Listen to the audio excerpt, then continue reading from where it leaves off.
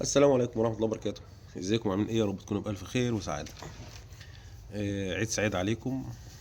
الله يتقبل مننا جميعا صيامنا وقيامنا وأعمالنا يا رب العالمين. ويا رب كل واحد يطلع مستفيد من الشهر. احنا عارفين طبعا ان الشهر دي زي اللي عامل حصالة. الشاطر اللي يحط فيها اكتر. هما 30 يوم. الشاطر اللي يحط اكتر ويعين اكتر، عشان خاطر طبعا بنفعنا في ايامنا، بنفعنا في اخرتنا يعني ان شاء الله. ربنا يتقبل منا جميعا أعمالنا وصلاتنا وقيامنا وصيامنا وكل اللي احنا عملناه في شهر رمضان الكريم. بصراحة هو شهر فعلا، يعني مختلف. اختلاف تام عن أي شهر تاني، وعن أي حاجة بتعملها. حتى أنت أي حاجة بتعملها في الشهر ده تحس إن لها طعم. إن كان صلاة، صيام، زكاة، أي حاجة بتعملها فيها خير أو أي حاجة تعملها فيها حاجة كويسة، دايما أنت بتحس بيها إن هي حاجة كويسة جدا جدا جدا ومبسوط بيها. وبتحس إن هي عاوزة تتكرر. يعني احنا عن نفسنا يعني الوضع ده كان ملازمنا الشهر كامل، لدرجة احنا حتى ما عرفناش نعزم حد في الشهر. الحمد لله وشكر لله، احنا الشهر فعلا كان، يعني لو ناس تانية مثلا كده ضعيفة شوية تقول لك الشهر كان صعب علينا، كان صعب علينا خالص. لا، الشهر كان جميل وكنا حابينه، لدرجة ان انا عن نفسي مش كنت حابب ان هو يخلص، لدرجة ان انا ما كنتش اعرف اصلا الايام اللي احنا فيها ايه. الايام اللي احنا فيها كانت ايه، عشان خاطر ان انا مش بشغل نفسي يلا زي عايز زمان ايام ما كنا صغار يعني كده وعيال. امتى نيجي العيد، امتى مش عارف ايه، نلبس ايه، نعمل ايه، نجري ازاي، الكلام ده كله طبعا الحمد لله والشكر لله. الواحد يعني الواحد مش عادله. انت عايز الشهر يفضل كامل، يكمل معاك يكمل معاك يكمل معاك، مش عندك حاسس ان انت اصلا مش عارف تعمل حاجه، عاوز الشهر يفضل عشان خاطر تقدر تعمل حاجه. فعلا دي اللي حصل. احنا اللي عزمنا يعني ابويا جنبي، ابويا في نفس البيت، والله ما عزمته، والله ما فطر معاه ولا يوم، ولا اخواتي ولا حد خالص. احنا دايما شغالين، دايما فيه شغل، اطعامات اطعامات اطعامات. الواحد حس ان هو الشهر عنده يومين. احنا حاسين ان الشهر يومين، والله يومين. بس الحمد لله الحمد لله والشكر لله. المهم ان احنا ادينا الحاجه كما ينبغي ان هي الواحد يأديها او يعملها. الحمد لله والشكر لله، كل الناس مبسوطه، كل احنا مبسوطين، احنا عن نفسنا راضيين عن الشهر، راضيين بالاعمال اللي احنا عملناها فيه. والحمد لله والشكر لله، ربنا بس يجازينا خير على اي حاجه نعملها فيه، وان احنا دايما نكون عند حسن ظن الناس.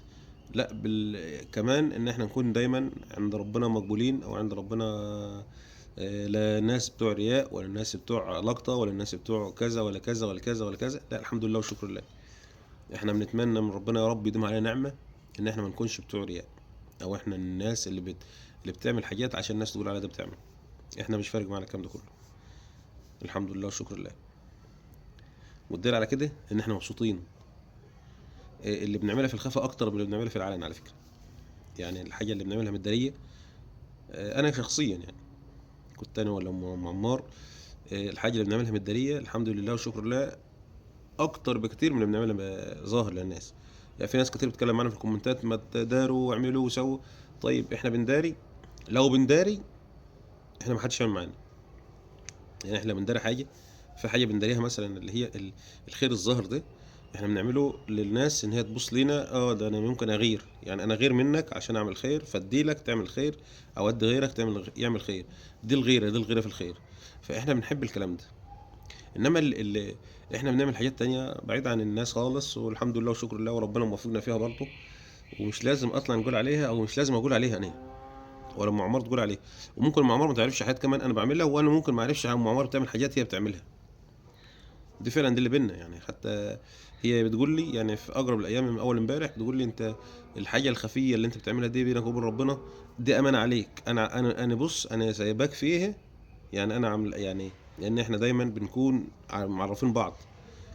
فبتقول لي انت اللي بتعمل الحاجه دي من ورايا، فدي امانه عليك انت، لازم تعملها بامانه. وانا برضو نفس الوضع، عشان ما فيش حاجه من اللي احنا بنعملها تقل. لا، الحمد لله الحمد لله والشكر لله، احنا بنزيد وحياتنا بنزيد. ومش ببص لكلام مش ببص لكلام حد او راي حد ان هو السلبي اللي احنا بنسمعه دايما. يعني ما شاء الله في الكومنتات كلام وحوارات حاجات كتير موجوده، فاحنا معظم الحد احنا ما بنبصش ليه. احنا اهم حاجه في الموضوع ان احنا بنعامل ربنا، ما بنعاملش بني ادم. احنا بنعامل ربنا وما بنعاملش بني ادم، عشان كده الحمد لله ربنا رضينا ومحسسنا ان احنا مطمئنين. احنا مطمئنين، لا يهمنا يمين ولا يهمنا شمال ولا يهمنا فوق ولا تحت. انا يهمني كله ان ربنا يكون راضي عليا، احس برضا عليا، رضا ربنا عليا في حياتي، في اللي انا بعمله، احس ان انا مبسوط. طالما انا مبسوط وانا بعمل وحب الحاجه اللي بعملها، وطالما ربنا اختارني لسكه زي دي، سكه خير وسكه امانه وسكه مش، خلاص انت كده في الامان. فكل سنه وانتم طيبين وطولت عليكم في الكلام. كل سنه وانتم طيبين، وربي يديم علينا نعمه وجودكم في حياتنا، طبعا اخواتنا وحبايبنا في الله. ونتمنى دايما طبعا يعني ايه ان انتوا تكونوا معانا في ظهرنا زي ما انتم عاملين كده، مشجعيننا في كل اعمال الخير بتاعتنا، ان احنا ان انتوا بتشجعونا عليها، ان انتوا تدونا باور بكومنتاتكم الحلوه، بتعليقاتكم، بالحاجات اللي انتوا بتعملوها لنا بصراحه. فده حاجات حلوه خالص منكم، بتخلينا احنا بنحس ان احنا بنعمل حاجه فوق الصح كمان.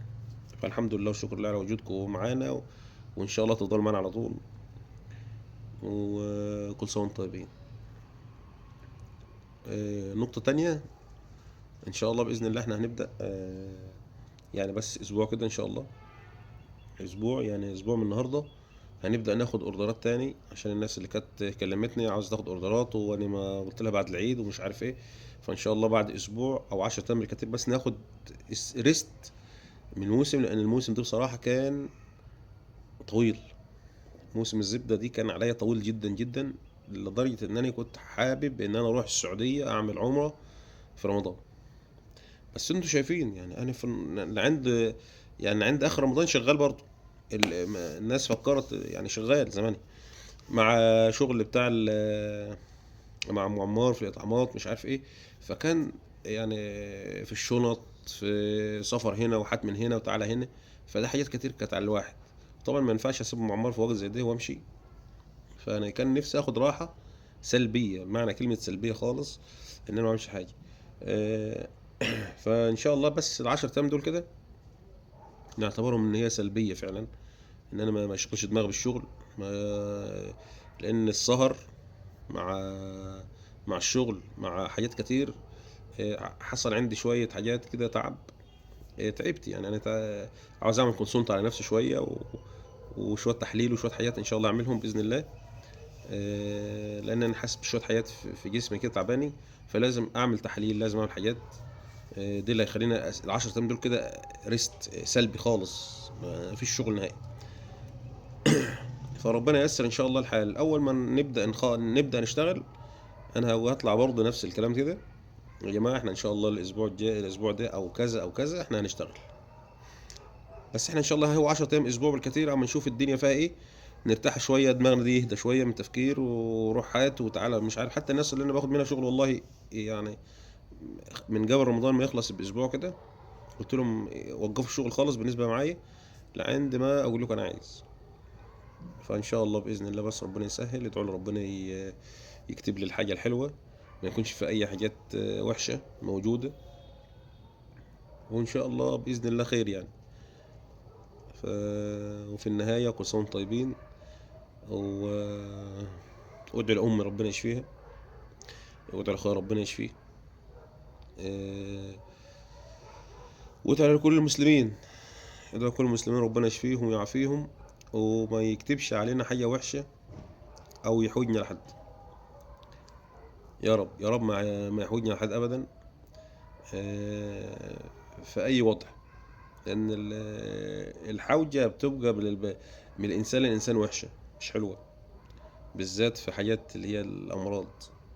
يعني بالذات في المرض، لما الانسان ينام ولا كده بيبقى محتاج لا ده ولا ده، بيبقى مش قادر. فربنا ما يحجناش في اللحظه دي، او في الحياه ديت، يعني ربنا ما يحجناش فيها لحد. ربنا يا رب يجعل الساعه بتاعتي اني، يعني بتكلم عن نفسي، الساعه بتاعتي انا تكون وانا واقف وانا شغال. انا يا رب اكتبها لي كده يا رب بحق الايام المفترجه دي، انني اموت واقف، وانا شغال كده، ما ما نمشي، لان انا ما الحمد لله والشكر لله يعني يا رب، راضي بقضائه طبعا. بس الحقيقة دي بتمناها، ان انا ما اموتش نايم في فرشة والكلام ده كله، اموت شغال او واقف على رجلي. مش عايز حد مش عايز اكون تاجر لحد، او حد يزعل مني، او حد يعمل مني. انتوا عارفين طبعا الكلام ده كله.